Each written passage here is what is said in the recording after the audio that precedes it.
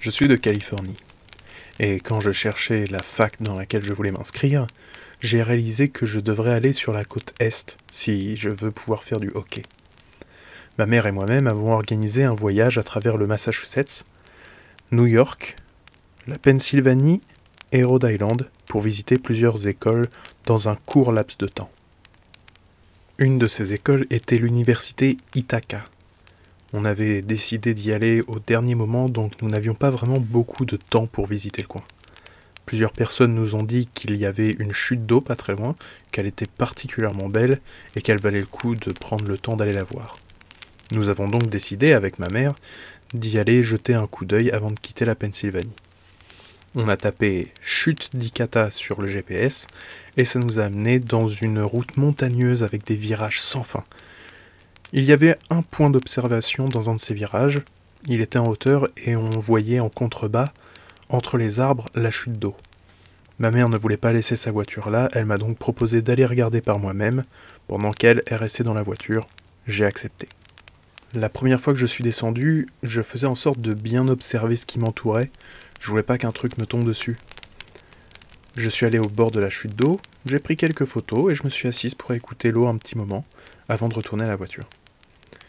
Quand je me suis retourné, j'ai eu cette étrange sensation, comme si quelqu'un m'observait, ou était à côté de moi. Je n'étais pas à l'aise et j'ai regardé autour de moi, mais rien ne semblait bizarre. Alors, je suis calmement retourné sur la montée, je suis rentré dans la voiture, et j'ai montré les photos à ma mère. En montrant les photos, je me suis rendu compte que je n'avais pas pris de vidéo.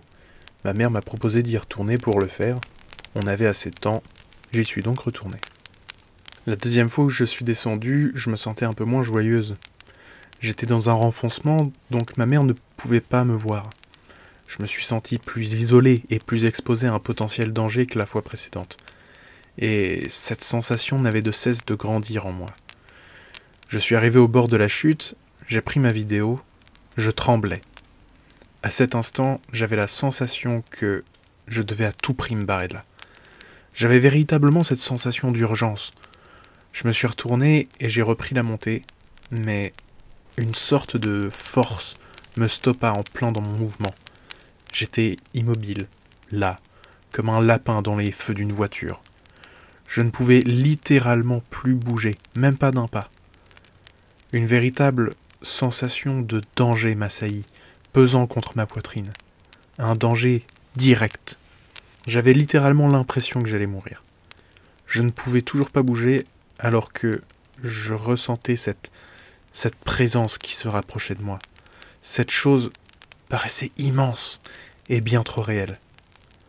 Je ne pouvais même pas appeler à l'aide. Je me tenais là, trop effrayé pour me retourner.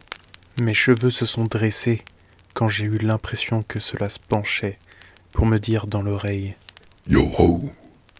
En entendant cela, je suis parti en courant plus vite que je n'avais jamais couru dans toute ma vie. J'ai grimpé jusqu'en haut de cette montagne en n'osant toujours pas me retourner. Je suis rentré dans la voiture, j'ai claqué la portière et j'ai dit « On se barre !» Ma mère m'a regardé surprise et me demanda si ça allait. Je lui ai répondu qu'il fallait qu'on parte. Plus tard, elle m'expliqua que j'étais d'une pâleur cadavérique et que l'urgence dans ma voix lui avait fait comprendre qu'il fallait partir loin de ce qui me faisait peur. Ce qui m'effraie le plus avec cette histoire, c'est que je ne suis jamais retourné. J'avais la sensation que c'était tellement réel. Ça aurait pu être une personne, mais en vérité, je ne pense pas que quelqu'un comme ça aurait pu arriver sans faire le moindre bruit. J'ai eu également cette sensation étrange en visitant des lieux hantés. J'avais la certitude que c'était paranormal. Ce bruit, ce que ça a fait, ça avait l'air méchant, comme s'il souhaitait m'effrayer.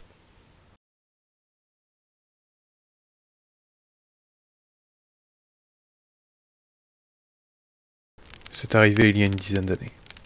Moi, James et Mark, nous sommes allés camper dans une zone de montagne. Après environ une journée de randonnée, nous avons trouvé l'emplacement parfait pour installer notre campement. Les premières nuits étaient assez normales.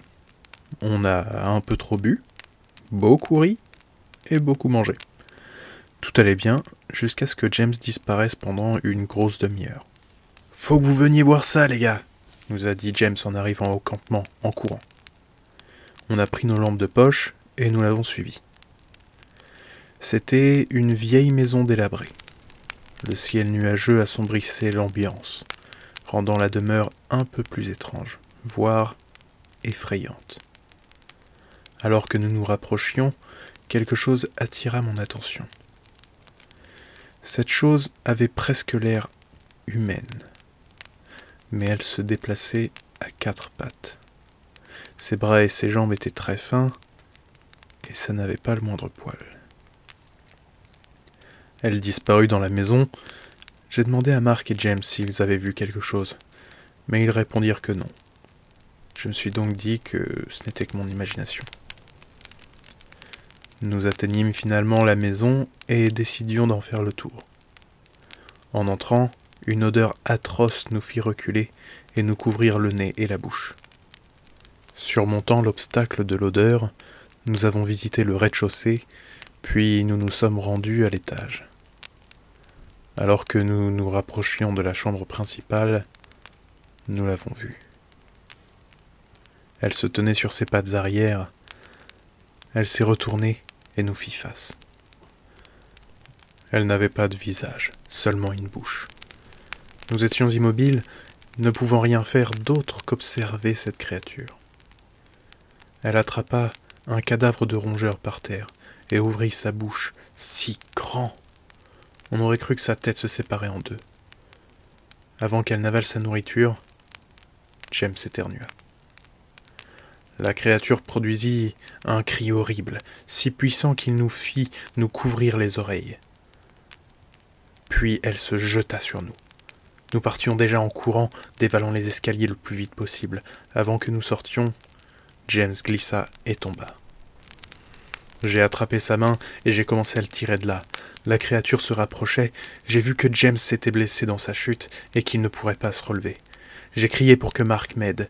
Il se précipita sur l'autre main de James, et alors qu'il commençait à tirer, nous vîmes une main osseuse agripper la jambe de James. Il lâcha un hurlement de douleur. La créature semblait communiquer à base de son guttureau, se répercutant dans les profondeurs de la maison. J'ai alors attrapé une brique se trouvant à côté de la tête de James, et je l'ai jetée dans l'immensité béante qu'était la bouche de cette abjecte créature. Elle sembla s'étrangler sur le cou et perdit l'équilibre. Alors qu'elle lâchait James, Mark et moi l'avons tiré un coup et nous sommes partis en courant du mieux que nous pouvions. Alors que nous entendions la créature s'étouffer avec la brique, mon corps tout entier frissonna et je me mis à pleurer de peur en entendant les mêmes bruits gutturaux que la créature faisait après avoir attrapé la jambe de James. Mais cela semblait lui répondre. Elle n'était pas seule. Nous nous sommes précipités à la voiture, sans même récupérer nos affaires.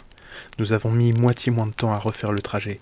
Nous avons atteint la voiture alors que le soleil commençait à se lever. Mark conduisait, je m'occupais de la jambe de James à l'arrière. Il avait une marque sombre là où la créature l'avait attrapé. À l'hôpital, ils nous ont dit qu'avec le temps, ça devrait passer, que ça n'avait pas l'air bien grave. Ils devaient penser que nous étions bourrés. Les policiers ne sont pas plus intéressés à notre histoire. 10 années après, James a toujours sa marque. Et nous espérons, à chaque fois que nous nous voyons, que ces créatures sortaient de nos esprits. Mais nous savons que c'était vrai.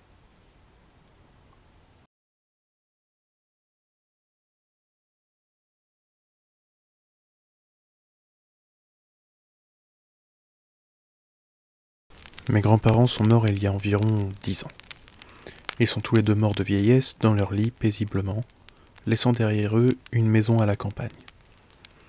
J'ai beaucoup de très bons souvenirs dans cette maison, mes meilleurs Noëls et mes meilleurs anniversaires.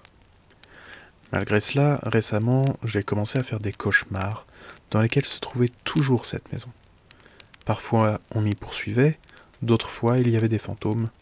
Bref, c'était toujours des scénarios de films d'horreur.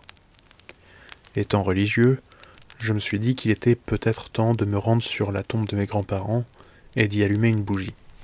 C'était à environ 3 heures de route, Donc j'ai décidé d'y aller et de rester dormir à la maison.